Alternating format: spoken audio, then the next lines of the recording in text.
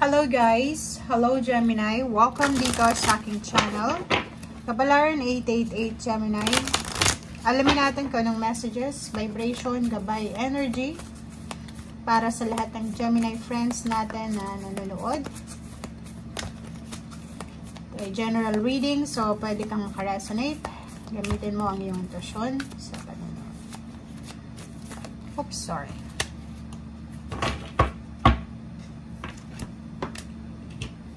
Okay, may dalawang baraha, tatlo. 3 cards ang gustong lumabas, Gemini.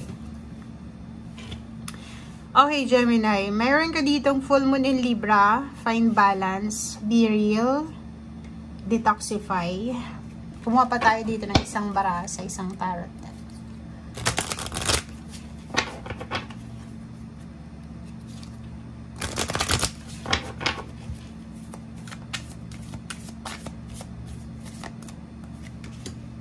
Dark Moon, pause. Okay.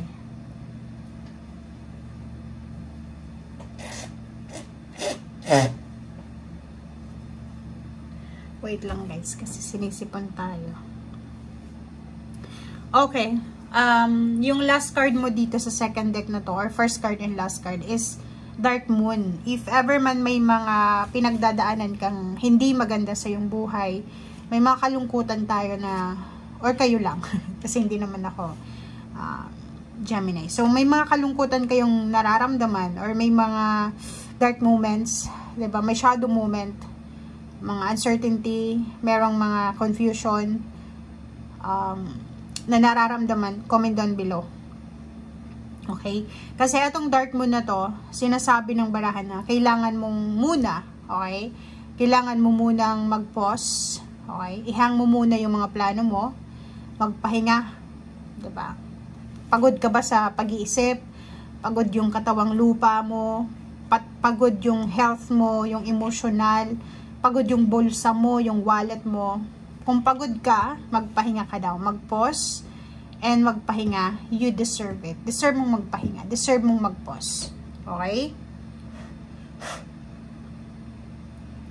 And dito sa barahang to, sinasabi ng full moon in Libra.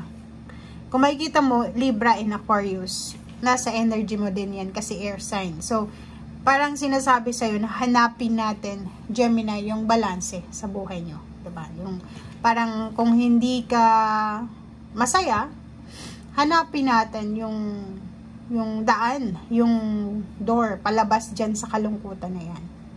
Diba?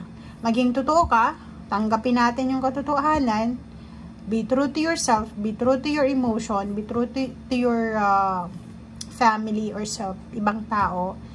Pag malungkot, malungkot. Pag masaya, masaya. Wag mong parang, anong tawag dito? Itago kung ano yung nararamdaman mo. And last dito sa first deck natin is Detoxify. Diba? Detoxify, same din siya dito sa dark moon na to, na kailangan mong mag-pause, kailangan mong pumasok sa isang hermit mode, 'di ba? Mag-pause, magpahinga, spend time alone, spend time sa nature, grounding, maglakad ka sa mga tubig, sa dagat, maglakad kang walang tsinelas, walang yung nakapaalang, yakapin mo yung puno, water detox ka. Or anumang pwedeng magamit mo na parang ways or paraan para maalis kung ano yung mga nararamdaman mo. Nakikita natin may mga Gemini siguro hindi sila makatulog sa gabi. May iba sa inyo dyan na sobrang balisa, sobrang nag-iisip, parang ganun. So, kailangan mong magpahinga. Kailangan mong pahinga kasi ito yung sinasabi ng barahan na pagod ka. Diba?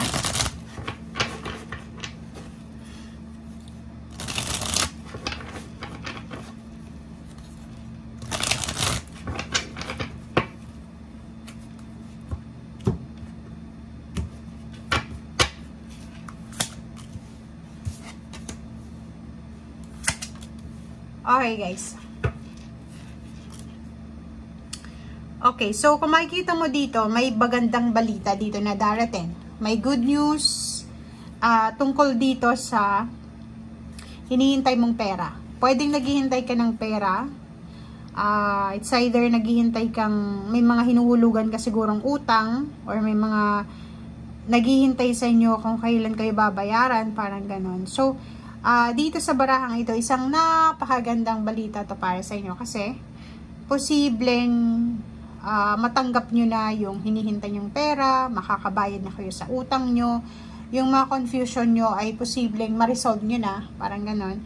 And if ever man may mga pagdadalawang isip kayo sa like celebration. For example, may Libra dito may kailangan i-celebrate.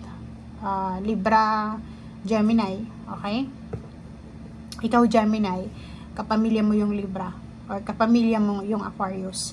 Nasa sa air signs kayo. So, sinasabi ng baray, if ever man, or Taurus, may family members kayo. Ano man to, sino man to. Siguro nagdadalawang isip kayo na mag-celebrate since walang pera. Or naghihintay kayo ng pera. Kung kailan kayo babayaran, kung kailan darating.